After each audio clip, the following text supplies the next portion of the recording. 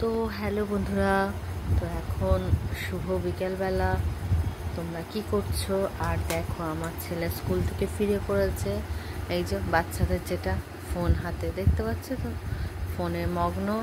আর এখানে আমি যেমন প্রত্যেক দিনকার আমার রুটিন, স্কুল থেকে এলেই ওর একটু ফ্রুট নিয়ে ওকে সাজিয়ে দিয়েছি। আর এগুলো কি ফ্রুট, এটা কি বলো তো রেড কালারে? তো তোমরা যদি জানো অবশ্যই কমেন্টে জানিও। আর কীরকম খেতে সেটাও তুমি জানো না। দারুণ দারুণ, জাস্ট অসম। তো দেখো, আমার ছেলে দেখো কী করে কী খাচ্ছে। ওর ফেভারিট হলো আঙুর, তরমুজ, কলা, এগুলো খুব ভালো, অরেঞ্জ, কমলা লেবু, তো ওগুলো খুব পছন্দ করে।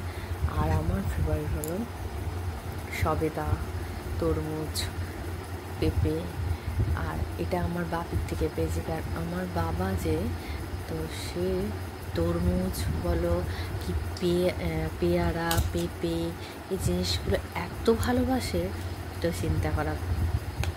তো মানে এত ভালোবাসে। তো সত্যিকারে যখন বাবার বাড়ি ছিলাম, পেঁপে এইগুলো খুব আমি খেয়েছি। সবেদা, বাপি যদি মার্কেটে গেছে তো সবেদা নিয়ে আসবে।